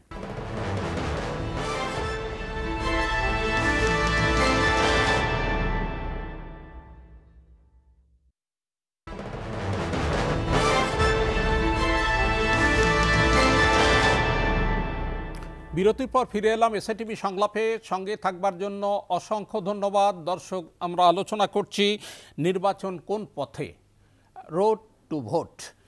এ বিষয়ে এবার শুনবো আমরা জয়নুল আবেদিন ফারুক, আপনার বক্তব্য। আপনি যদি একটু বলেন, সেটা হয়েছে জুন, জুলাই, আগস্ট, এই সময়টা কি বাংলাদেশের নির্বাচনের উপযোগী? বর্ষাকাল থাকে তখন, হাটে মাঠে ঘাটে যেসব নির্বাচনী কেন্দ্র হয়, কিংবা ঘন ঘন বৃষ্টি নামে, আমরা যে কিউ দিয়ে ভোট দিই, নাকি এটা চাপে রাখার জন্য আপনারা, যেহেতু পাওয়ার বিডার আপনারা? দেখেন, আপনাদের মিডিয়া সম্বন্ধে একটা বক্তব্য আছে, ৭১, সময় টিভি, এগুলো নিয়ে অনেক কথা আছে, এগুলো উঠে আবার দুঃখ দিতে চাই না কাউকে। অসুখ কিন্তু আমার পা ভাঙছে, মশরাই গেছে, দিনক্ষণ ঠিক করে আসে নাই। জুন মাসে বৃষ্টি হয় পৃথিবী, বাংলাদেশের সব মানুষ জানে। জুলাইতে বৃষ্টি হয় সব মানুষ জানে। নভেম্বর ডিসেম্বরে পরীক্ষা আছে সব মানুষ জানে। কিন্তু করতে তো হবে, করতে তো হবে। বৃষ্টির উপর নির্ভর করে ক্ষমতা বিলম্বিত করবেন, এটা আমি মানি না। কষ্ট করে হলো ভোট দিতে চাই, এমন ভোট করতে চাই যে মরা মানুষের ভোট যাতে না হয়, দিনে ভোট যেন দিনে হয়, রাতে না হয়। কারণ এই দেশে তো সংস্কার একটাই দরকার ছিল, ওই যে সংস্কারের জায়গায় সংসার লেগে বেলাইছে, এরকম সংস্কার একটাই, খালি নির্বাচন কমিশনটাকে শক্ত করে তার পদ্ধতিগুলা স্বাধীনভাবে কাজ করার সুযোগটুকু দেওয়া, এবং মানুষ যাতে ভোট দিতে পারে তার ব্যবস্থা সুনিশ্চিত করা। আমি মনে করি আপনি যেভাবে কথাটা উঠালেন, সেটা আমার ৭১ আর আবার সময় টিভি মনে করে দিতে হয়। সেগুলা মোজাম্মেল বাবু এখন কোথায় আছে জানি না, সময় টিভি যারা এগুলো করতো তারা এখন কোথায় আছে জানি না। সবার প্রতি আমার সম্মান আছে, আর বিশেষ করে আপনাদের এই সাংবাদিক জগতের সাথে আমার একটা সুসম্পর্ক। আপনার সাথে যেমন আমি যখন ৯১ সালে এমপি, তখন আপনি সংসদ পার্লামেন্টে নিউজ করতেন, আপনার সাথে খুবই সুসম্পর্ক। কিন্তু আমি এদিন এসএটিভিতে এসে দেখি আপনি এখানে আসেন, আমি জানতামও না। সে কারণে আমি মনে করি যে বাংলাদেশে এখন যে পরিস্থিতি, আজকে 2 দিনে আরো ঘোলাটে করে ফেলতেছে। তো নির্বাচন তো ঐক্যমত নির্ভর করবে। মান্না ভাইরা বঙ্গভবনে যায়, মান্না ভাইরা প্রধান উপদেষ্টার বাসায় যায়, উনি ডাকে, উনি একটা কথা বলেছে, আপনারা আসলে আমার সাথে থাকলে আমার সাহস বাড়ে, আপনার চলে গেলে আমি একা হয়ে যাই, ভয় পাই। কথাটা কি খুবই মিনিংফুল। হ্যাঁ, এই জন্য আপনি বৃষ্টিরে ভয় করে ভোট দিবেন না, পরীক্ষারে সামনে রেখা ভোট দিবেন না, এগুলো কিসের ইঙ্গিত? এসব করেন না, এসব না করা ভালো। বৃষ্টি এলো, ভোট দরকার হলে ভোট 3 বার করেন, সংস্কার 4 বার করেন, 8 দিনে করেন, 15 দিনে করেন, সব দলের মতামত নিয়ে, এটা আমার মত না, সব দলের মতামত নিয়ে। কিন্তু এইসব বৃষ্টির কথা করে ভোট দেরি করেন না। ম্যাপ দেন, রোড যেরকম দিবেন, রোডও দিয়ে দেন, সোজা হিসাব। অসংখ্য ধন্যবাদ জনাব মাহমুদুর রহমান মান্না। এই যে জুলাই আগস্টে ভোটের যে বিষয়টি,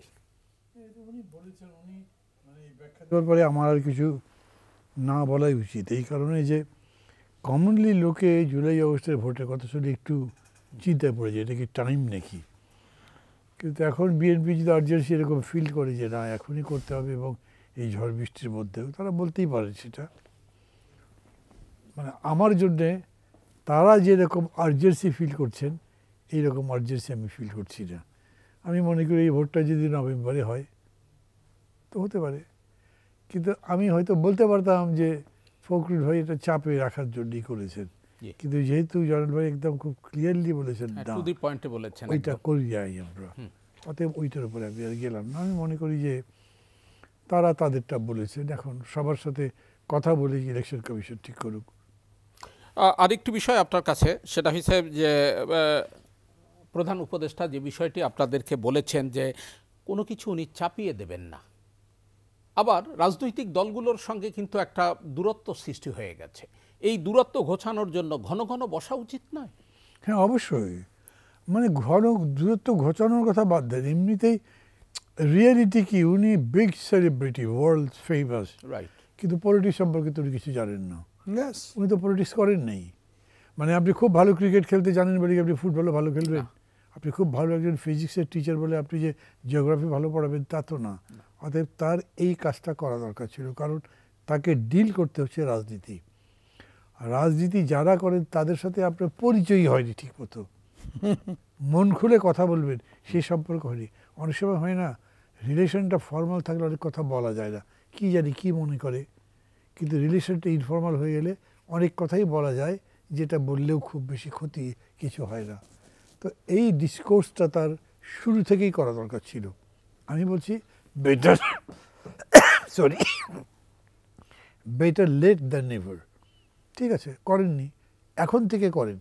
এখন থেকে করলেও আপনি একটা সলিউশন বার করতে পারেন। এই যে ফখরুল ভাই যেটা বললেন যখন, তারপর উনি তো তাকে ডাকতে পারতেন যে আপনি কীভাবে এটা বললেন। ওনার মধ্যে যদি কোনো প্রশ্ন থাকে তাহলে উনি বলবে যে আমি এটা কীভাবে সম্ভব, এটা একটা নিউজ হতো, মানুষ মনে করতো কি যাই হোক সবাই মিলে আলোচনা করেই হচ্ছে, মানুষের মধ্যে একটা স্বস্তি থাকতো। কিন্তু ইতিমধ্যেই কিন্তু মানুষের মধ্যে একটা টেনশন তৈরি হচ্ছে, এটা কি ব্যাপারটা কি হচ্ছে, বিএনপির সাথে গভর্নমেন্টের দূরত্ব হচ্ছে, ছাত্রদের সাথে বিএনপির সম্পর্ক নষ্ট হচ্ছে, এগুলো তো ভালো লক্ষণ নয়। এর মধ্যে আমাদের প্রতিবেশী দেশের ভূমিকা, সেখানে আমাদের পতিত স্বৈরাচারের নেতা শেখ হাসিনার আশ্রয়, এই সবগুলো যদি বিবেচনার মধ্যে রাখেন তাহলে ওনার যত বেশি জনগণের সাথে উনি সম্পৃক্ত হবেন তত বেশি তার স্ট্রেংথ হবে। উনি যে বলেন আপনারা থাকলে আমার ভালো লাগে, আপনারা একা হলে আমার মধ্যে ভয় ঢুকে যাবে, যাই হোক, এগুলো জানেন আমার কাছে খুব বেশি অ্যাপিল করে না। আই এম সরি, কিন্তু অ্যাপিল করে না মানে, আরে উনি একা থাকেন কখন, একা থাকার টাইম আছে নাকি তার? আমি তো তা মনে করি না। আমি যদি দেখা করতে চাই বা আপনি বা মোটামুটি উনি চেনেন এরকম লোক দেখা করতে চাইলে 15 দিন উনি ইন্টারভিউ দিতে পারবেন? তো তাইলে আবার উনি একা আছেন, এই কষ্ট খুব কষ্টে আছেন, এইগুলো বলার কোনো মানে, এখন যদি উনি এইটা বলেন মিনিং যদি হয় সবার সাথে থাকলে আই ফিল স্ট্রং, একা থাকলে তো একা, দ্যাটস রাইট। কিন্তু উনি তো সবাইকে নিয়ে চলার মতো কাজ করছেন না। সেটা যদি করতেন তাহলে উনি তার ডান বগরে জামাত বাম বগরে বিএনপি রেখেও চলতে পারতেন, কারণ এরা দুজন তো একসাথে ছিলই, তারা কথাবার্তা বলতে পারতেন। আরও এরকম যাদের মধ্যে বিবদমান অ্যাটিটিউড আছে, কথাবার্তা আছে, এগুলোকে এক জায়গায় আনাচ্ছে। আমি আগেও বলেছি কথাটা, সেটা উনি করছেন না, অতএব সংশয় আছে। আর এই যে হঠাৎ হঠাৎ করে বসা, মানে একেবারেই আকস্মিক। আপনারা যেদিন আকস্মিক কেন, এগুলো তো ইস্যু ভিত্তিক। ইস্যু ভিত্তিক, কিন্তু সেটা হচ্ছে যেদিন বৈঠক হবে সেদিনও দুপুর পর্যন্ত হয়তো আপনারা কিছুই জানেন না। ওই জন্যই তো বলেন যে ইস্যু ভিত্তিক। তো এখন ইস্যু ভিত্তিক আলোচনা, সবাইকে এক মঞ্চে নিয়ে, মানে এক টেবিলে নিয়ে এই যে 2 মিনিট 5 মিনিট 10 মিনিট এই ধরনের আলোচনা কি কোনো ইতিবাচক ফল দেবে? কিছু হয়নি, হ্যাঁ, কিছু হয়ও তো নেই। এমনকি ধরেন এই যে আগরতলাতে যখন তারা আমাদের হাইকমিশনে হামলা করলো, সঠিক, তার এগেস্টে উনি ডাকলেন, ডেকে উনি কী বোঝালেন, আমরা যে ইউনাইটেড আছি সেটা দেখাতে চাই। এটা দেখাতে হবে কেন? আমরা ইউনাইটেড আছি। বাংলাদেশের মানুষ তার দেশের উপর বিদেশি কোনো হামলা সহ্য করবে না, জান দিয়ে লড়বে, এটা আমরা জানি। তো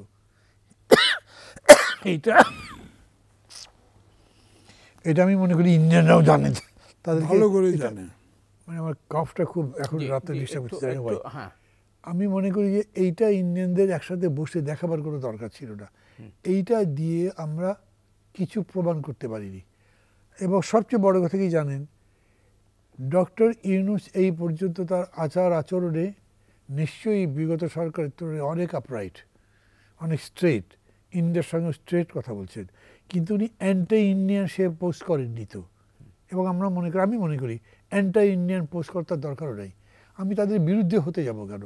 আমি আমার পক্ষে আছি, তুমি আমার সাথে আমার ইন্টারেস্ট শোনো, তোমার ইন্টারেস্ট বলো, আমরা কোথায় মিট করতে পারি সেটা দেখি, সেই ভিত্তিতেই তো সম্পর্ক হবে। হ্যাঁ, আমাদের এই আলোচনা চলবে। আমরা একটা শেষ বিরতিতে যাব, ফিরে এসে আবার আপনাদের দুজনকে শুনবো।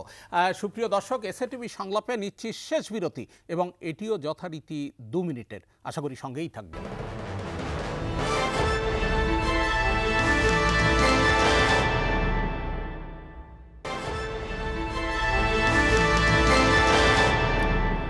শেষ বিরতির পর এসএটিভি সংলাপের শেষ পর্বে আমরা কথা বলছি নির্বাচন কোন পথে, এই ইস্যুতে। আমাদের সঙ্গে রয়েছেন আমার ডানে জনাব মাহমুদুর রহমান মান্না, সভাপতি নাগরিক ঐক্য। আমার বাম পাশে রয়েছেন বিএনপি চেয়ারপারসনের উপদেষ্টা জয়নুল আবেদিন ফারুক।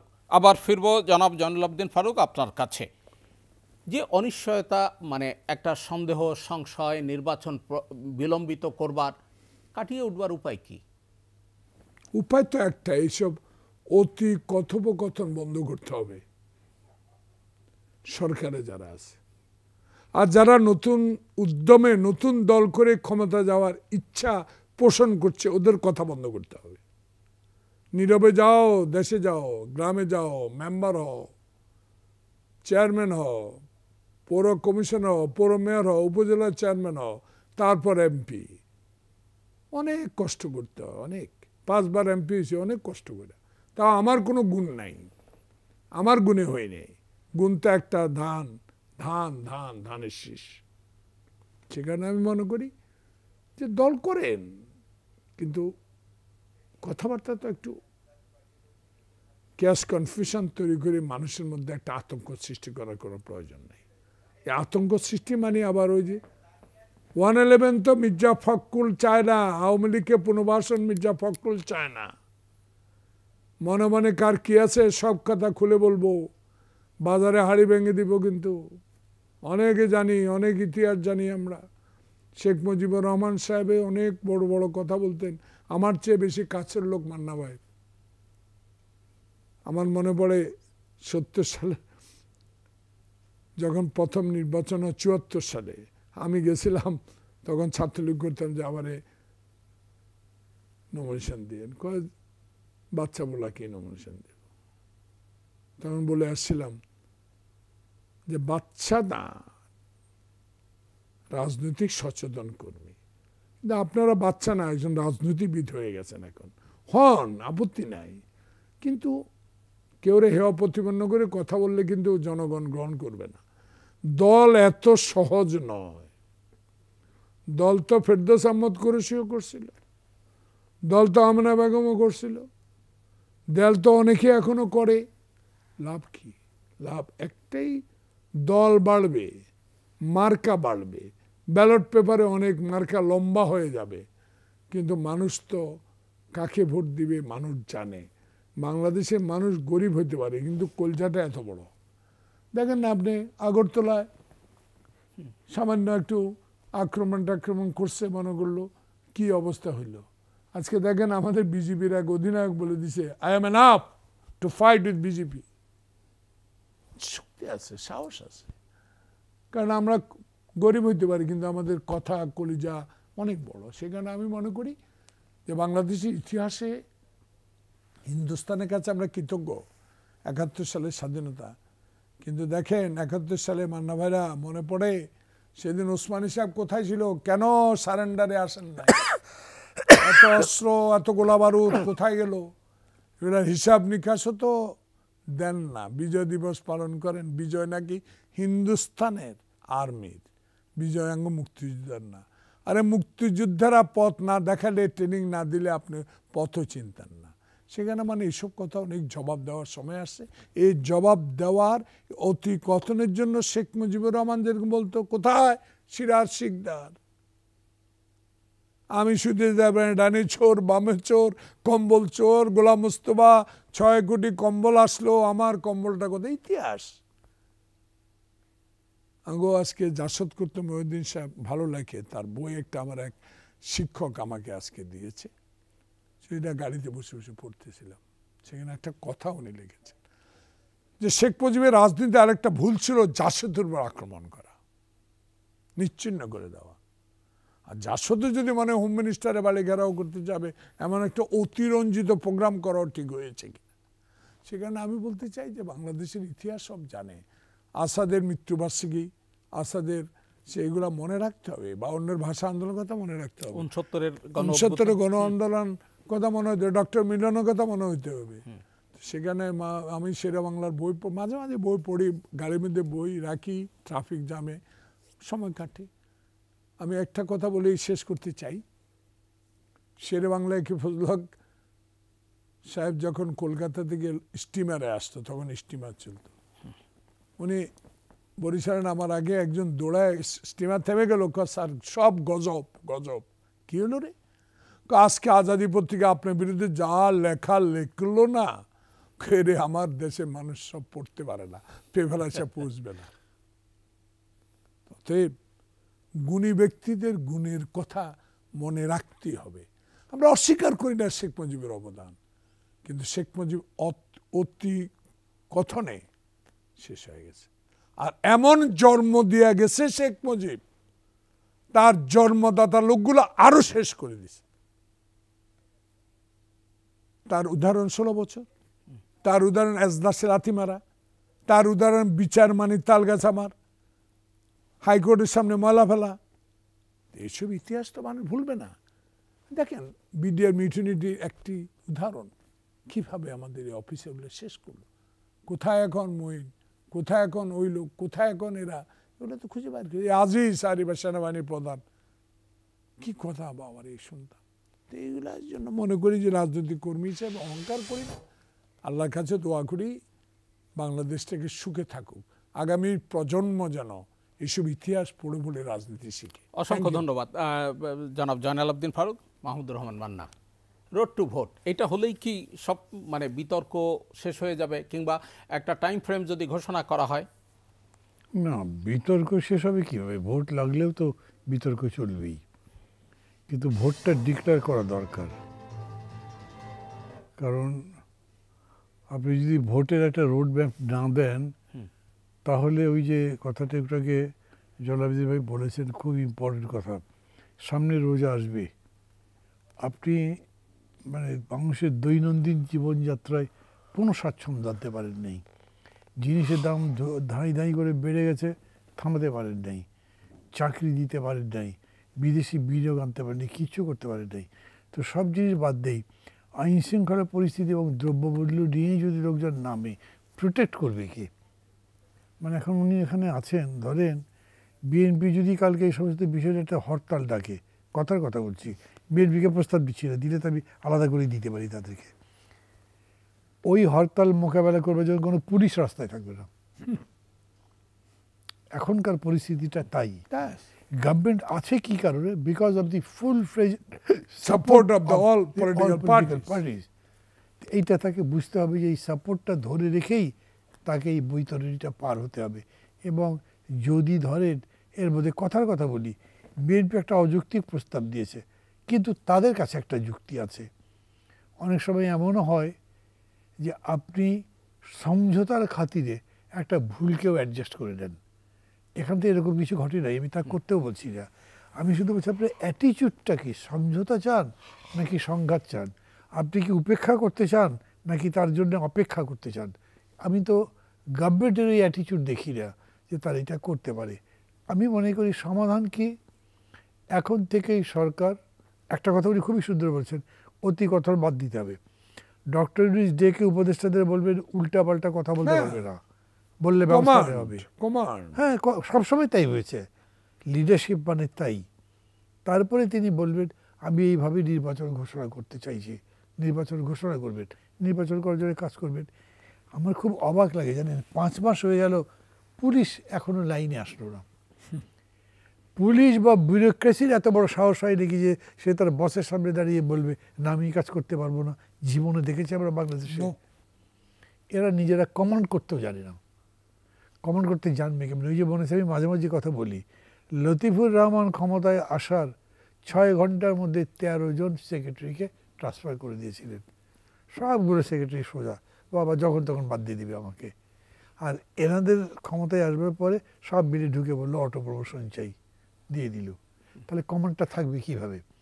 নিজের যোগ্যতা যদি না থাকে তাহলে আপনি চাইলেই তো যোগ্যতা, এটা তো ঘষে ঘষে আদায় করা যাবে না।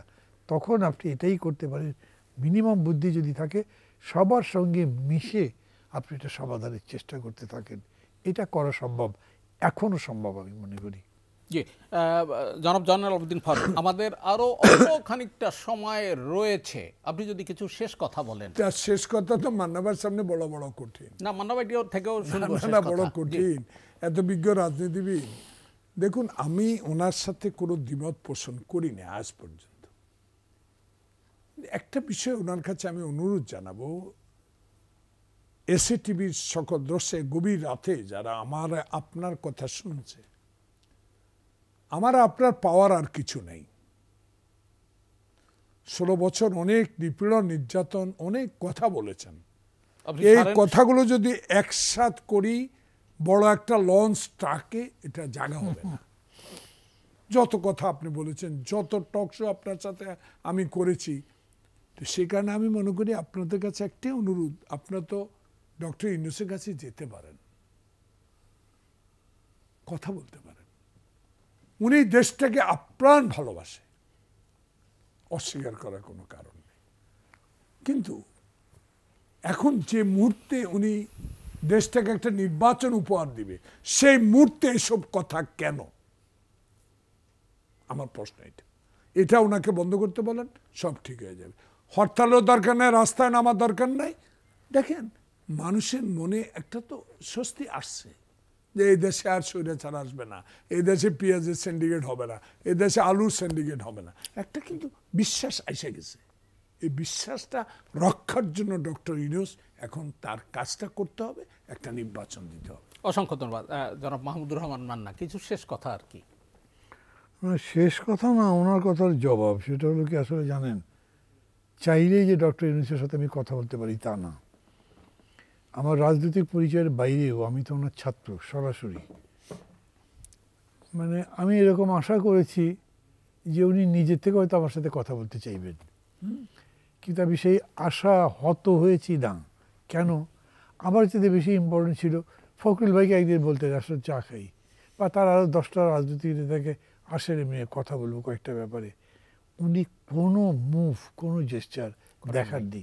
ফলে উনি বললেও আমি মনে করি যে তার সাথে কথা বলতে হবে। যেমন সংলাপের সময় আমি এটা বলেছিলাম যে স্যার, আপনি খুব স্পষ্ট করে বলেন তো আপনার কি ক্ষমতা নেওয়ার কোনো ধান্দা টান্দা আছে দেখি। হ্যাঁ, কী বলো তুমি এগুলো? আমিও মনে করি তাই। আপনি বাংলাদেশের প্রধানমন্ত্রী হলে যে আপনি বড় হবেন তা কিন্তু না, আপনি অলরেডি অত বড় আছেন, তারপরে তো সেটা করবার কথা না। এইটা মানুষকে বিশ্বাস করান, এইটা নেই। ক্ষমতা নেবেন না এই কথা দিয়ে বিশ্বাস করিয়েছেন, মানুষ বিশ্বাস করে, আমি করি। এবং আমি মনে করি যে উনি এই জায়গা থেকে সবাইকে সাথে নিয়ে আলোচনার ভিত্তিতে সিদ্ধান্ত করে নির্বাচনের তারিখ দিয়ে নির্বাচনটা অনুষ্ঠিত করুক, চলে যাক, উনি আরও বড় হবেন। জি, অসংখ্য ধন্যবাদ জনাব মাহমুদুর রহমান মান্না এবং জয়নাল আবেদিন ফারুক, আপনাদের দুজনকে এখানে এসে মূল্যবান অনেকগুলো কথা বলবার জন্য। সুপ্রিয় দর্শক, আমরা অনুষ্ঠানের একেবারেই শেষ পর্যায়ে যে কথা দিয়ে শেষ করতে চাই সেটি হচ্ছে রোড টু ভোট। সেটি যদি খোলাসা হয়ে যায়, রাজনৈতিক দলগুলো নির্বাচনমুখী হবে এবং তারা নির্বাচনের মাঠে সামিল হবে। একটা সুষ্ঠু, অবাধ, সুষ্ঠু, নিরপেক্ষ নির্বাচনের মধ্য দিয়ে, এবং অবশ্যই তা সব দলমতের অংশগ্রহণের মধ্য দিয়ে জনগণের সরকার প্রতিষ্ঠিত হবে। দেশ থেকে দূর হবে যে গণতন্ত্রের যে চর্চা এতদিন হয়নি, সেটি দূর হবে, গণতন্ত্র ফিরে আসবে, দুর্বৃত্তায়ন বন্ধ হবে। সেই প্রত্যাশায় শেষ করছি এসএটিভি সংলাপ। সবাই ভালো থাকুন, সুস্থ থাকুন, এসএটিভির সঙ্গেই থাকুন। দর্শক, জানিয়ে রাখি, এসএটিভি সংলাপ পুনঃপ্রচার হয় শুক্রবার সকাল 7:30টায়। দেখার আমন্ত্রণ রইল। শুভরাত্রি।